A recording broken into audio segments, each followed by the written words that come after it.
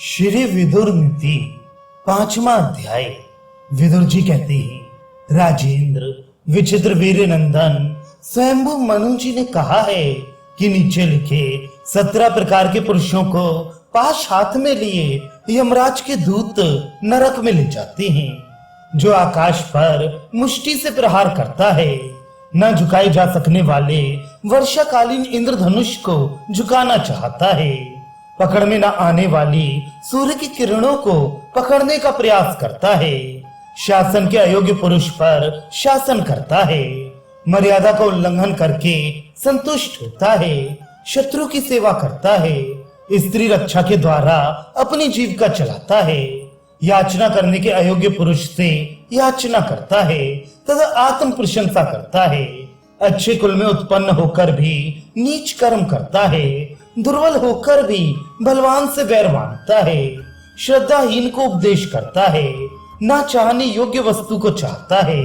ससुर होकर पुत्र वधू के साथ परिहास पसंद करता है तथा पुत्र वधू की सहायता से संकट से छूटकर भी पुनः उससे अपनी प्रतिष्ठा चाहता है, पर स्त्री से समागम करता है, आवश्यकता से अधिक स्त्री की निंदा करता है, किसी से कोई वस्तु पाकर भी याद नहीं है ऐसा कहकर उसे दबाना चाहता है, मांगने पर दान देकर उसके लिए अपनी डींग हाँकता है और झूठ को सही साबित करने का प्रयास करता है।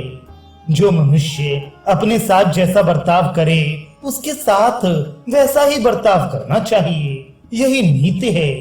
कपट का आचरण करने वाले के साथ कपटपूर्ण बर्ताव करे और अच्छा बर्ताव करने वाले के साथ साधु व्यवहार से ही पेश आना चाहिए।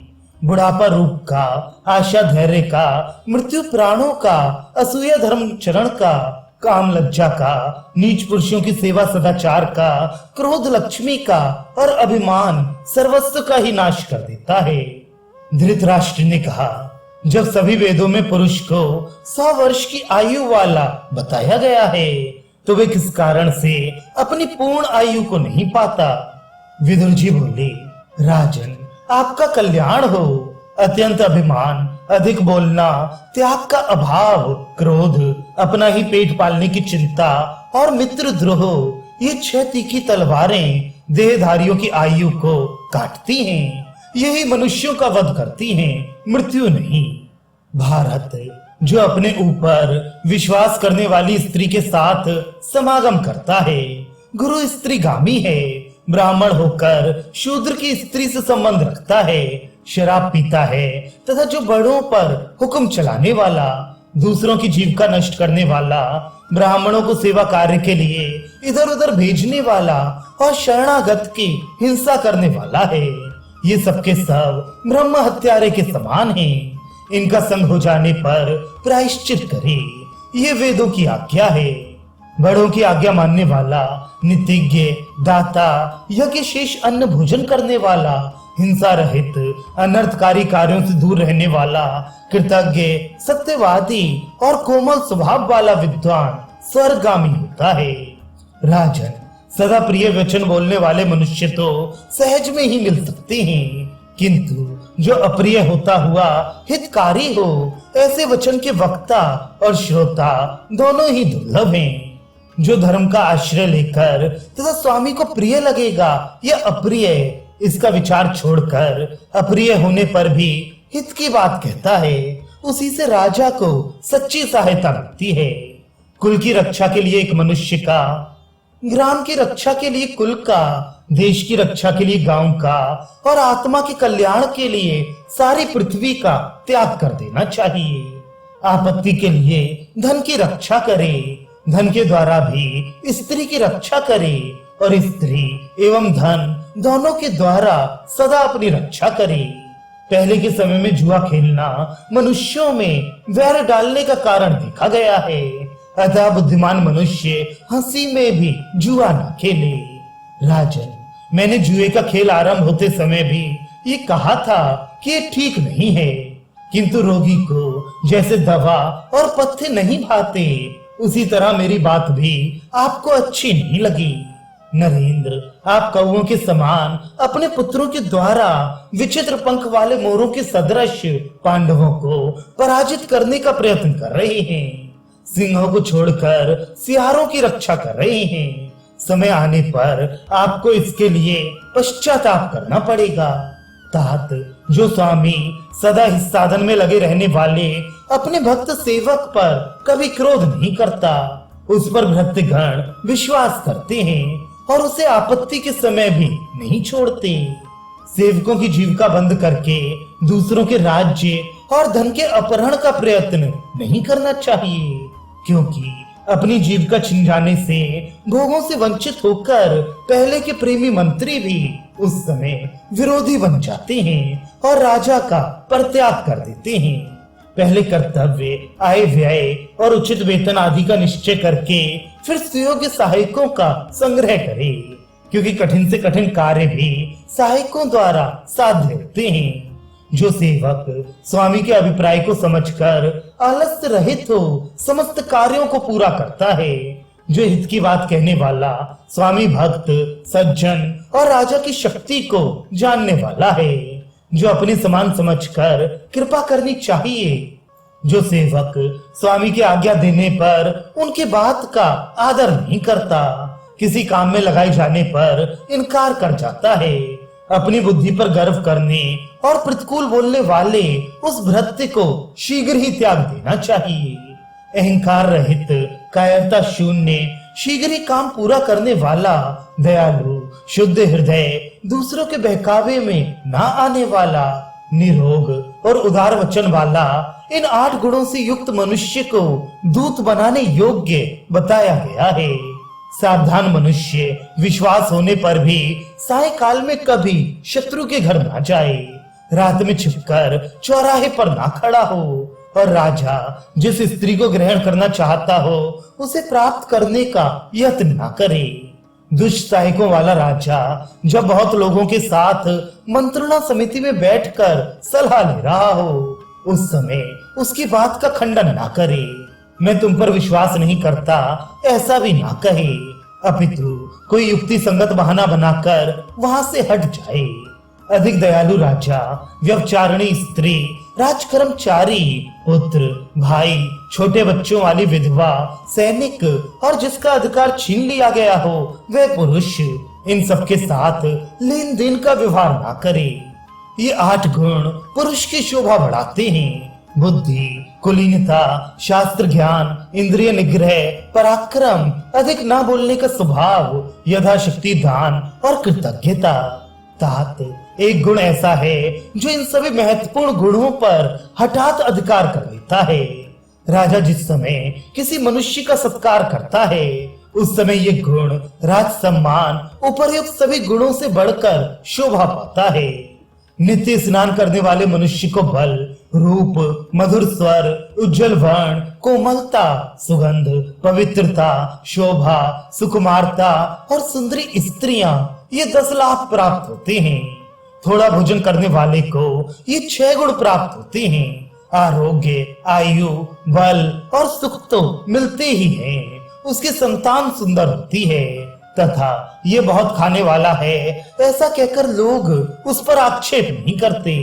अकर्मण्य, बहुत खाने वाले, सब लोगों से वैर करने वाले, अधिक मायावी, क्रूर, देश काल का ज्ञान न रखने वाले और निंदित वेश धारण करने वाले मनुष्य को कभी अपने घर में ना ठहरने दे।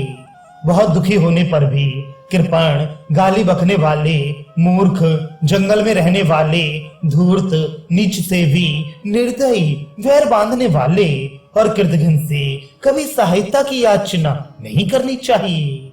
क्लेशप्रद कर्म करने वाला, अत्यंत प्रमादी, सदा असत्य भाषण करने वाला, अस्थिर भक्ति वाला, स्नेह से रहित, अपने को चतुर मानने वाला, इन 6 प्रकार के अधम पुरुषों की सेवा ना करे। धन की प्राप्ति सहायक की अपेक्षा रखती है और सहायक धन की अपेक्षा रखते हैं। ये दोनों एक दूसरे के आश्रित हैं। परस्पर के सहयोग बिना इनकी सिद्धि नहीं होती। पुत्रों को उत्पन्न कर उन्हें ऋण के भार से मुक्त करके उनके लिए किसी जीविका का प्रबंध कर दे। फिर कन्याओं का योग्य वर के साथ विवाह कर देने के पश्चात वन में मुनि वृत्ति से रहने की इच्छा करे, जो संपूर्ण प्राणियों के लिए हितकर और अपने लिए भी सुखद हो, उसे ईश्वर अर्पण बुद्धि से करे। संपूर्ण सिद्धियों का यही मूल मंत्र है, जिसमें बढ़ने की शक्ति, प्रभाव, तेज, पराक्रम, उद्योग और निश्चय है। उसे अपनी जीविका के नाश का भय कैसे हो सकता है? पांडवों के साथ युद्ध करने में जो दोष हैं, उन पर दृष्टि डालिए। उनसे संग्राम छिड़ जाने पर इंद्र आदि देवताओं को भी कष्ट ही उठाना पड़ेगा। इसके सिवा पुत्रों के साथ वैर, नित्य उद्वेगपूर्ण जीवन, कीर्ति का नाश और शत्रुओं को आनंद होगा। आकाश में तिरछे उदित हुए धूमकेतु से जैसे सारे संसार में अशांति और उपद्रव खड़ा हो जाता है, उसी तरह भीष्म, आप, द्रोणाचार्य और राजा युधिष्ठिर का बड़ा हुआ कोप इस संसार का संहार कर सकता है।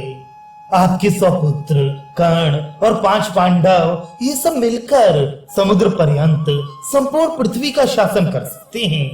राजन, आपके पुत्र वन के समान हैं और पांडव उसमें रहने वाले व्याघ्र हैं। आप व्याघ्रों सहित समस्त वन को नष्ट न कीजिए तथा वन से उन व्याघ्रों को दूर न भगाइए। व्याघ्रों के बिना वन की रक्षा नहीं हो सकती तथा वन के बिना व्याघ्र नहीं रह सकते, क्योंकि व्याघ्र वन की रक्षा करते हैं और वन व्याघ्रों की। जिनका मन पापों में लगा रहता है, वे लोग दूसरे के कल्याणमय गुणों को जानने की वैसी इच्छा नहीं रखते जैसी कि उनके अवगुणों को जानने की रखते हैं। जो अर्थ की पूर्ण सिद्धि चाहता हो, उसे पहले धर्म का ही आचरण करना चाहिए। जैसे स्वर्ग से अमृत दूर नहीं होता, उसी प्रकार धर्म से अर्थ अलग नहीं होता। जिसकी बुद्धि पाप से हटाकर कल्याण में लगा दी गई है, उसने संसार में जो भी प्रकृति और विकृति है, उस सब को जान लिया है। जो समयानुसार धर्म, अर्थ और काम का सेवन करता है, वे इस लोक और परलोक में भी धर्म, अर्थ और काम को प्राप्त करता है। राजन, जो क्रोध और हर्ष के उठे हुए वेग को रोक लेता है और आपत्ति में भी धैर्य को खो नहीं बैठता, वही राजलक्ष्मी का अधिकारी होता है। राजन, आपका कल्याण हो। मनुष्यों में सदा 5 प्रकार का बल होता है, उसे सुनिए। जो बाहुबल है वह कनिष्ठ बल कहलाता है। मंत्री का मिलना दूसरा बल है। मनीषी लोग धन के लाभ को तीसरा बल बताते हैं। और राजन, जो बाप दादों से प्राप्त हुआ स्वाभाविक बल कुटुंब का बल है, वह अभिजात नामक चौथा बल है। भरत, जिससे इन सभी बलों का संग्रह हो जाता है, वह बलों में श्रेष्ठ बुद्धि का बल कहलाता है। जो मनुष्य का बहुत बड़ा अपकार कर सकता है, उस पुरुष के साथ वैर ठानकर इस विश्वास पर निश्चिंत ना हो जाए कि मैं उससे दूर हूँ, वह मेरा कुछ नहीं कर सकता। ऐसा कौन बुद्धिमान होगा जो स्त्री, राजा, सांप, पड़े हुए पाठ, सामर्थ्यशाली व्यक्ति, शत्रु, भोग और आयुष्य पर पूर्ण विश्वास कर सकता है। जिसको बुद्धि के बाण से मारा गया है, उस जीव के लिए ना कोई वैद्य है, न दवा है, न होम, न मंत्र, न कोई मांगलिक कार्य, न अथर्व वेदोक्त प्रयोग और न भली भांति सिद्ध बूटी ही है। भारत, मनुष्य को चाहिए कि वह सांप, अग्नि, सिंह और अपने कुल में उत्पन्न हुए व्यक्ति का अनादर न करे, क्योंकि ये सभी बड़े तेजस्वी होते हैं। संसार में अग्नि एक महान तेज है, वे काठ में छिपी रहती है, किंतु जब तक दूसरे लोग उसे प्रज्वलित ना कर दें, तब तक वे उस काठ को नहीं जलाती। वह अग्नि यदि काष्ठ से मत कर उद्दीप्त कर दी जाती है, तो वह अपने तेज से उस काठ को तथा दूसरे जंगल को भी जल्दी ही जला डालती है। इसी प्रकार अपने कुल में उत्पन्न वे अग्नि के समान तेजस्वी पांडव क्षमा भाव से युक्त और विकार शून्य हो काष्ठ में छिपी अग्नि की तरह शांत भाव से स्थित हैं। अपने पुत्रों सहित आप लता के समान हैं और पांडव महान शाल वृक्ष के सदृश हैं। महान वृक्ष का आश्रय लिए बिना लता कभी बढ़ नहीं सकती। राजन, अंबिका नंदन, आपके पुत्र एक वन है और पांडवों को उसके भीतर रहने वाले सिंह समझिए। तात, सिंह से सूना हो जाने पर वन नष्ट हो जाता है और वन के बिना सिंह भी नष्ट हो जाते हैं।